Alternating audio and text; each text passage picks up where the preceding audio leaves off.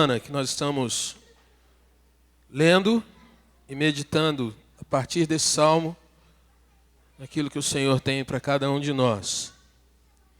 Salmo 19, salmo de Davi.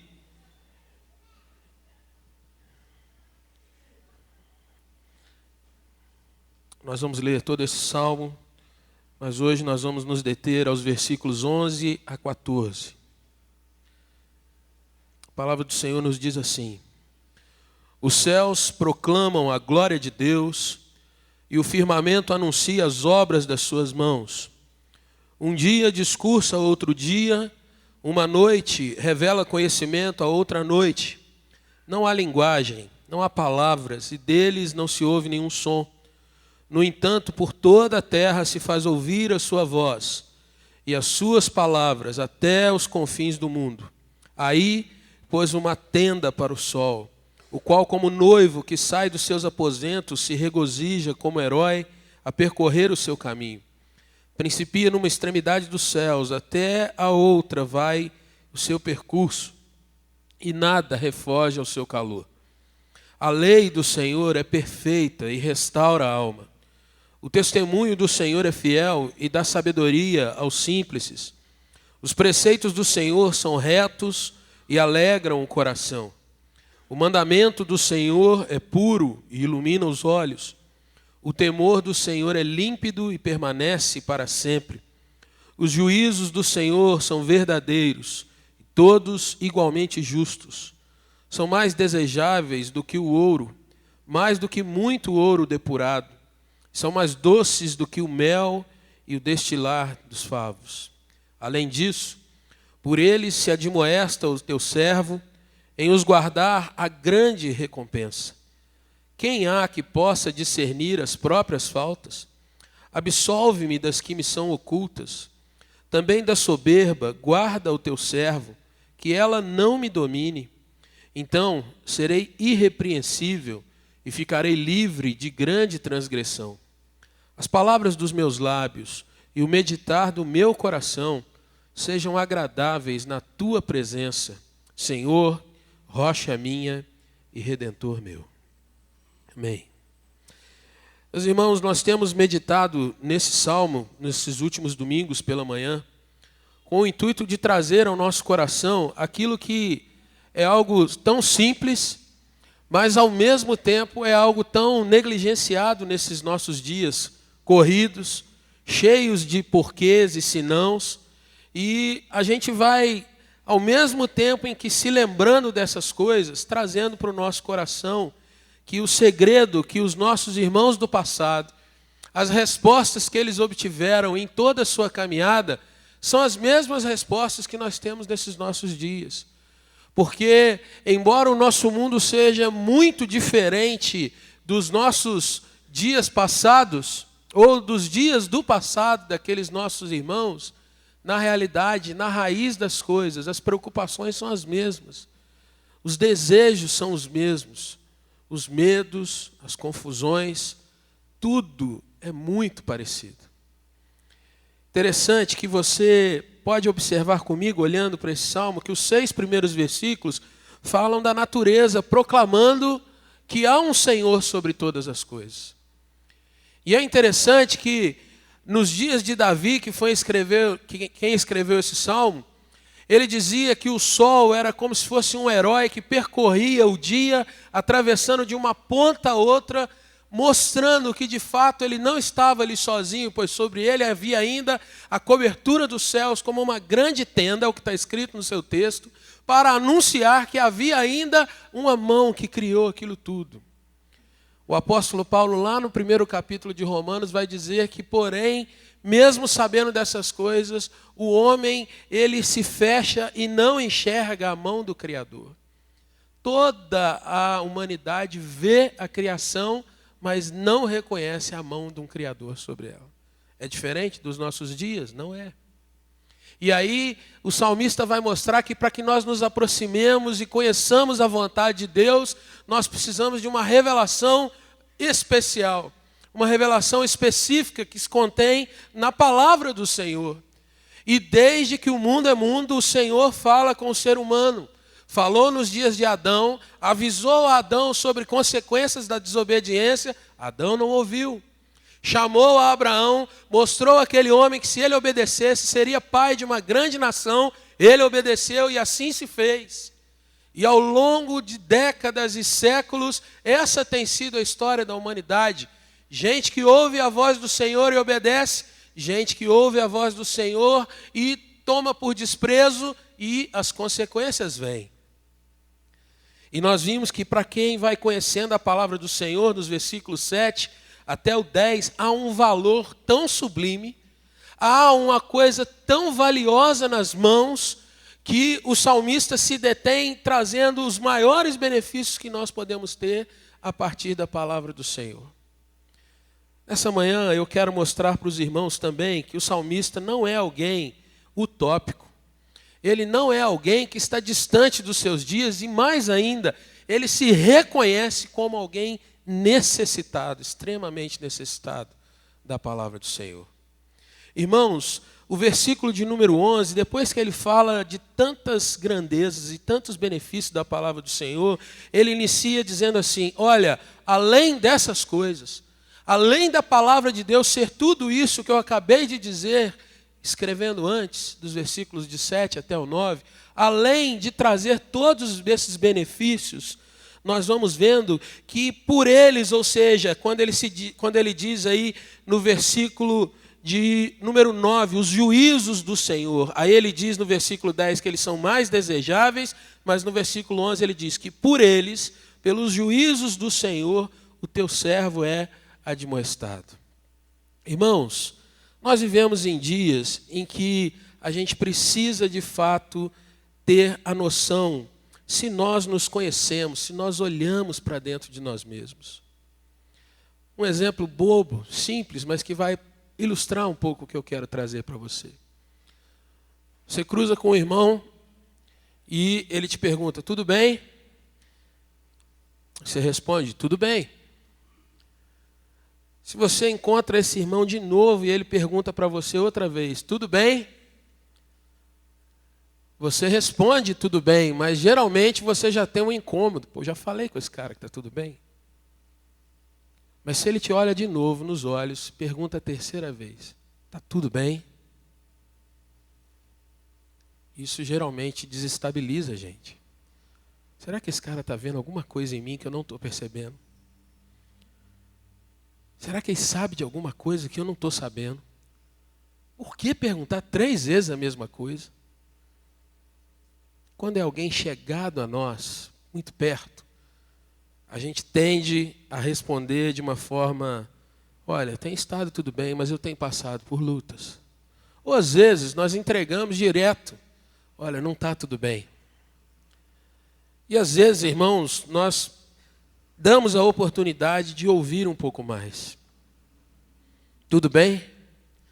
Nos nossos dias é comum a gente ser polido, bem comportado, amistoso. Às vezes uma forma de encurtar a nossa conversa. Tá tudo bem, vamos em frente. Quando a gente tem uma discussão com alguém próximo de nós e a gente não quer levar o assunto, a gente: olha, está tudo bem, você venceu. Mas como uma expressãozinha tudo bem pode denotar que às vezes não está nada bem. Mais ou menos quando Jesus perguntou para Pedro se ele o amava. 2 vezes o apóstolo conseguiu segurar, na terceira ele já se desmontou. Irmãos, quando Davi está escrevendo que ele pode ser admoestado pela palavra de Deus, nós vamos ver que Davi tem de fato um olhar para dentro de si que pode revelar muitas coisas para nós nesse momento aqui. Quando Davi foi pego num pecado, Davi simplesmente agiu como se nada tivesse acontecido. Davi, em 2 Samuel, no capítulo 12, de 1 a 15, ele é encarado e desmascarado para si mesmo pelo profeta Natã. Natã deve ter chegado para Davi: está tudo bem? E Davi deve ter respondido: tá tudo bem. Você conhece minha nova esposa? E aí Natã conta para Davi a história de um homem que, tendo todo o gado que ele queria ter, toma a única ovelha de um camarada pobre. E Davi, naquele sentimento de justiça que é próprio nosso, quando a gente ouve falar dos de fora, Davi diz, esse homem tem que ser punido. E então Natan diz para ele, é você esse homem. Ali Davi se encara e se vê que a coisa não é do jeito que ele pensava.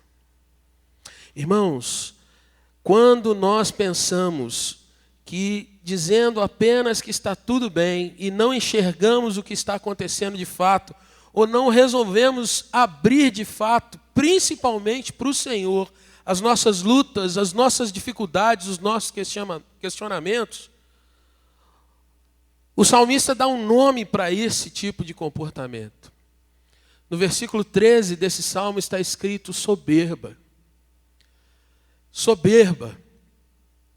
Mas como é isso? Porque eu aprendi que soberba é ter um espírito altivo, nariz empinado. Na realidade, soberba, meu irmão, significa eu evitar o tratamento. Às vezes eu posso fugir de ser um ouvinte e um bom ouvinte. Vem aqui que a gente precisa conversar e você precisa ouvir algumas coisas. E pior ainda, irmãos, quando eu digo, não, fulano não compreende os meus problemas, eu não posso nem abrir isso para ele. E o mais extremo é quando eu digo, Deus não tem ouvido a minha voz, então é melhor eu nem prestar atenção no que ele tem dito. Davi dá o nome a isso de soberba. Para que você entenda, lá no texto de Samuel, quando o profeta o repreende, o profeta diz para ele no versículo 9 do capítulo 12 de 2 Samuel, você desprezou a palavra que Deus tinha te dado. Desprezou, não quis ouvir, não quis entender, não quis olhar. Você colocou como uma questão menor essa palavra de Deus. E hoje, irmãos, nos nossos dias, eu quero trazer para nós, nessa manhã, pela palavra do Senhor, que a Bíblia ainda é a melhor conselheira, e esse ainda não quer dizer que ela vai ser superada, ela é eternamente a melhor conselheira que nós podemos ter. Nesses dias de confusão, irmãos, aonde tem tanta gente falando, nesses dias em que não há mais absolutos, cada um pensa do jeito que quer, cada um age do jeito que quer, até mesmo com questões de fé, cada um faz do seu jeito. E a Bíblia traz exatamente isso lá no final, no dia dos juízes, quando ela diz assim, olha, naqueles dias, cada um fazia da maneira que pensava, cultuava da maneira que pensava, agia do jeito que queria. Nesses dias, irmãos, nós precisamos ser lembrados e trazer no nosso coração que a Bíblia é aquela que pode tratar as crises que nós temos. Qualquer crise, de todo tipo, a Bíblia trata. Ela também, irmãos, pode tratar a vida isolada ou a vida de um povo, como uma igreja. A Bíblia, irmãos, é conselheira quando nós estamos caindo e às vezes até mesmo quando nós estamos vivendo na mentira de dizer que está tudo bem. Rapidamente, olhe para o seu texto aí, o versículo de número 11, diz que a Bíblia é aquela que nos avisa antes das coisas acontecerem. O texto diz, por eles, pelos juízos de Deus, se admoesta o teu servo. O que é admoestar, meu irmão? É deixar você consciente de um perigo iminente. Olha, se você for por esse caminho, lá na frente você vai encontrar isso, isso e isso. Tome muito cuidado. Você que age dessa forma, saiba que a palavra do Senhor traz esse tipo de implicação. Não se deixe enganar, como Paulo escrevendo aos Gálatas, de Deus não se zomba, o que o homem semear, isso. E às vezes, irmãos, nós encontramos pessoas que são autocondescendentes, dizem assim, olha, eu estou passando por um grande problema, mas eu não sei o que está acontecendo. Será que não sabe mesmo? Será que de fato não houve uma semeadura para o mal durante algum tempo? Será que não houve aquele momento de dizer assim, agora é hora de parar? Não, mas eu quero um pouco mais, eu quero experimentar um pouco mais. E esse um pouco mais trouxe a bancarrota. A Bíblia diz, por ele se admoesta o teu servo. Ou seja, pelas palavras do Senhor, irmãos, nós podemos obter segurança. Andar num caminho de se evitar o mal. Mas nos nossos dias, irmãos, isso parece uma grande utopia, porque as pessoas dizem, olha, há uma segunda chance para tudo. Pecado não é mais pecado, é apenas uma escorregadela. A Bíblia avisa antes quando as coisas estão num caminho perigoso. E é interessante que quando a gente guarda a palavra do Senhor, ainda no versículo 11, Davi diz, há uma grande recompensa. Quantas pessoas, irmãos, dos nossos dias caminham com tranquilidade, mesmo vivendo em tempos de crise. Por quê? Porque carregam algum tesouro, porque carregam de fato alguma coisa que foi providenciada antes? Não, porque carregam obediência à palavra do Senhor. Obedecer é melhor do que sacrificar. Quantas vezes, irmãos, a gente às vezes tem um pequeno recurso nas mãos, e aí a gente está sendo avisado, olha, vem tempos de crise aí, junta esse dinheiro, põe numa poupança, guarda isso um pouco. Não, está tudo bem, né? Vai dar tudo certo, não há nada pela frente. De repente a crise está aí. Mas puxa, eu poderia ter agido diferente, poderia mesmo. Só que agora então é hora de sacrificar. Não deu para obedecer, não deu para ouvir um conselho? Então agora nós vamos ter que passar por um caminho mais amargo. E temos que passar, porque muitas vezes é a nossa vida que está em jogo. Agora é hora de lutar de fato, é faca no dente, como diz o filme lá. Tem que lutar. Mas o salmista diz, em obedecer a palavra do Senhor, a grande recompensa. A Bíblia avisa antes. E aí, irmãos, ele vai entrar num período do texto que é muito lindo, porque ele traz aquela pergunta que eu e você precisamos ter no nosso coração a cada dia. Quem é que pode se avaliar com retidão? Será que você, meu irmão, olhando para um espelho, você consegue olhar dentro de si e falar assim, olha, eu posso ir até tal limite, eu sei até onde eu posso chegar, porque a minha vida é essa, eu sou desse jeito, eu me conheço, eu sei das minhas limitações. O salmista diz, quem há que possa discernir as próprias faltas?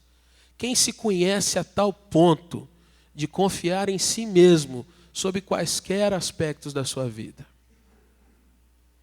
Essa é uma pergunta dura para nós, irmãos, porque na realidade, se tem uma coisa que machuca a gente, é quando a gente se encontra com a gente mesmo e se vê assim, eu não sou capaz. John White, escrevendo um livro, Dinheiro, Sexo e Poder, ele resume nessas 3 questões a fragilidade de um homem. A pessoa às vezes não sabe lidar com o dinheiro. E aí, mesmo tendo muito dinheiro, pode se tornar um escravo dele. Esse é o segundo assunto que Jesus mais trata. Dinheiro. E aí, nós vamos aprender que aquilo pode ser uma potestade que domina a pessoa. Pobre ou rico, não importa. Sexo. Se deixar a pessoa sozinho com o outro, o que passa pela mente? E às vezes, irmãos, nós fechamos as cortinas para dizer, não, de fato, nada disso acontece comigo.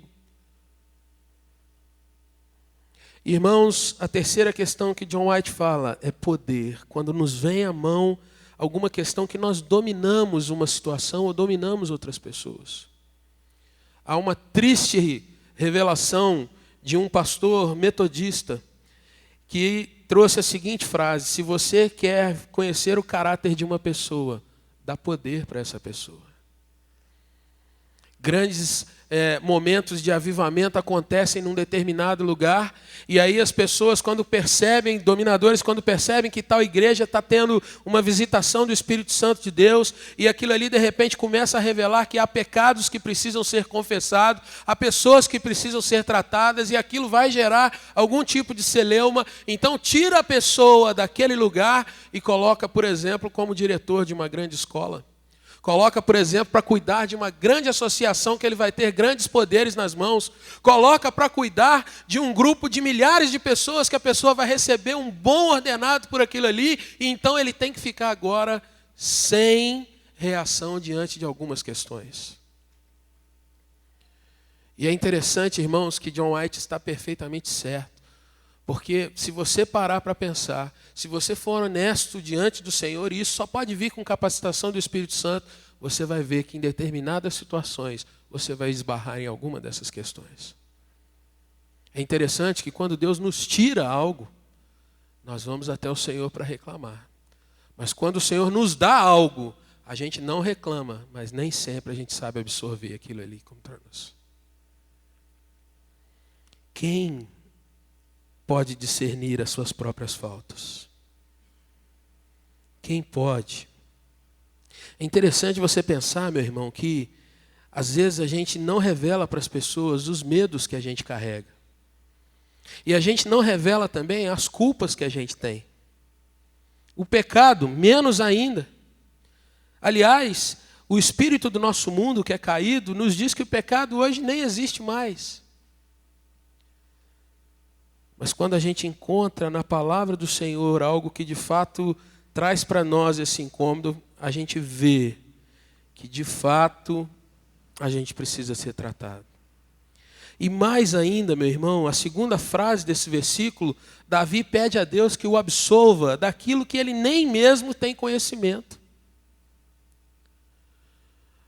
Eu não sei se você já parou para pensar, mas às vezes, irmãos, nós falamos algumas coisas, conversamos algumas coisas, e aí a gente passa por aquilo como se fosse algo perfeitamente normal, mas aí um tempo depois alguém chega para a gente e fala assim, olha, tinha um tempo que eu não te via, mas eu estava querendo conversar com você, tal coisa que você disse me machucou demais. Normalmente a gente fala assim, eu disse? Que dia que foi isso? Quando que foi esse negócio? E aí, irmãos, a gente vai vendo que não só as palavras, mas às vezes atitudes que nós tomamos. E às vezes não só palavras ou atitudes, mas a nossa forma de lidar um com o outro, às vezes faz com que outros sejam machucados.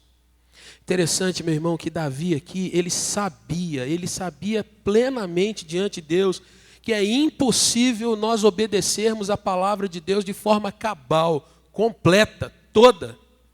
O que Davi está revelando, meu irmão, é que todos nós deveríamos nos ver como pecadores, como gente que é carente da misericórdia e da graça de Deus.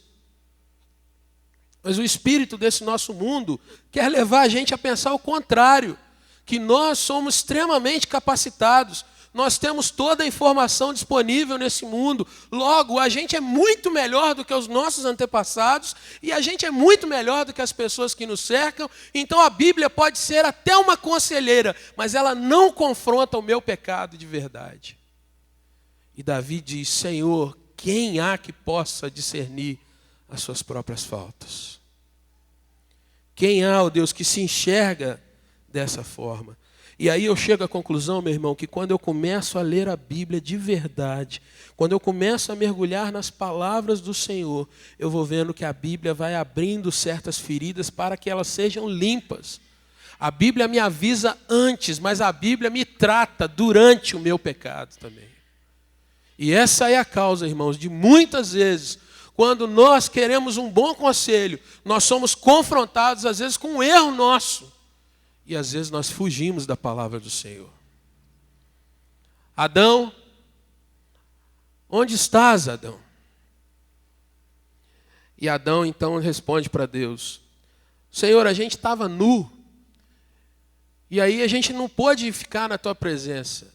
Espera aí, Adão, quem te fez saber que você estava nu? Como é que você sabe que você está nu? Ali, meu irmão, Deus confronta já o pecado de Adão. Às vezes você quer um conselho. Às vezes você quer simplesmente que Deus te ajude num pontinho e Deus chega para você e fala, mas peraí, como é que você está percebendo tal coisa? E aí você vai entregar situações que estão acontecendo às vezes há tempos, mas que você nunca quis tratar. Guardo no meu coração escondidinho. A Bíblia trata coisas durante o pecado. Natan disse para Davi, tal homem tinha um monte de ovelha. E aí ele quis tomar só a ovelhinha do outro. Tal homem seja punido. É você esse homem. Irmãos, o versículo 13 vai mostrar algo mais tenebroso a respeito do pecado. Porque Davi, orando, falando e pedindo a Deus, ele diz assim, também da soberba, ou seja, também daquele sentimento de que eu estou acima de todas as coisas, ou que eu não preciso abrir os meus problemas, guarda o teu servo. Por que ele precisa ser guardado? É a continuação aí.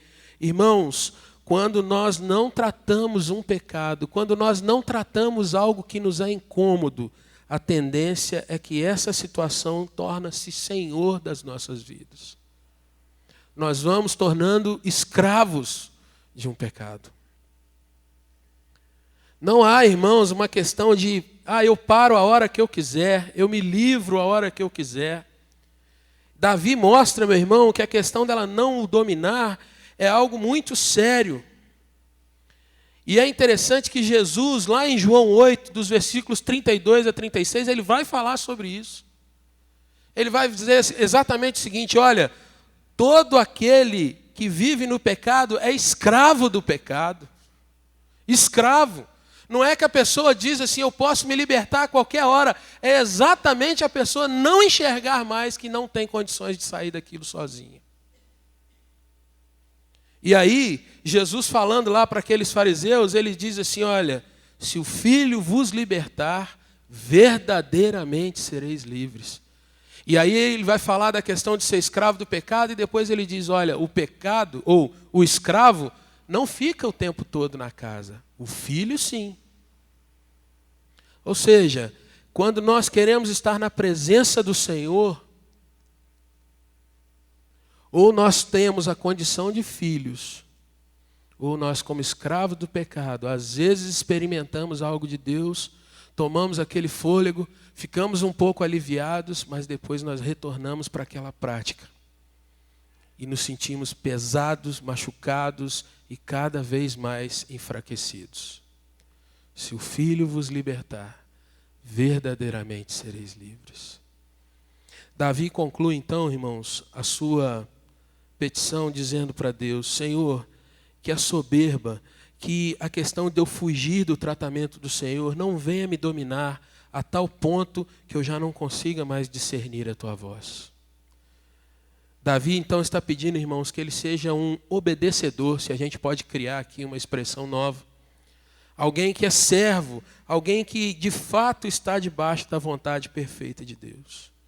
E aí, no final do versículo 13, ele vai dizer, serei então irrepreensível, ou seja, eu vou estar livre de ser repreendido por Deus.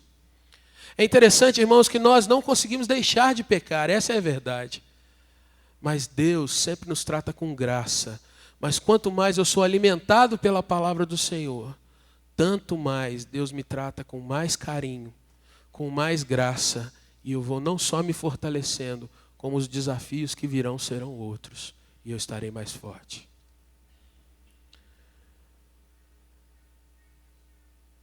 Qual o objetivo disso tudo, irmãos? Veja o que ele diz no versículo 14, e eu quero encerrar nossa palavra com ele. Davi não vai pedir a Deus que ele se livre do pecado para conquistar outros exércitos. Davi não vai pedir a Deus que a palavra dele, que é a essência desse salmo, seja sempre lembrada no coração e na mente dele, para que ele fosse o maior rei da terra. E ele foi. Mas é interessante que Davi, no versículo 14, ele vai pedir a Deus que tudo aquilo que ele fala, tudo aquilo que passa no coração dele, as ações que ele tem, na realidade, redundem em glória ao nome do Senhor, em Deus ser agradado pela presença de Davi. É interessante, irmãos, que depois que ele fala tantas coisas tão profundas, ele pede a Deus exatamente que ele seja agradável na presença do Senhor. Deus, quando eu cultuar a Ti, que as palavras dos meus lábios, o meditar no meu coração sejam agradáveis na Tua presença. Irmãos, essa é a última palavra nesse sentido. E essa palavra também desnuda um sentimento daquele que é um adorador e daquele que tem em Deus, às vezes, apenas uma muleta, uma mola de ajuda, ou alguém que é um fornecedor de bênçãos. Quando tudo nos é respondido, qual o desejo do nosso coração? É agradar o nosso Deus, aquele que nos deu vida eterna, aquele que é o Senhor. Esse é o maior objetivo de quem ama a Deus, ser agradável ao Senhor. Hoje em dia nós queremos ser agradáveis às pessoas, ter uma política de boa vizinhança que nos livre de qualquer dor de cabeça, de alguém ser chato, etc. Hoje em dia nós buscamos o favor de Deus na nossa vida financeira, na nossa saúde, nos nossos relacionamentos. Para quê? Para a gente voltar e viver bem. Um adorador buscava o Senhor para ser agradável a Ele. Mas Davi recolheu aquilo tudo? Claro que sim. Tudo veio a reboque. Lembre-se disso nessa manhã, em nome de Jesus. Vamos orar.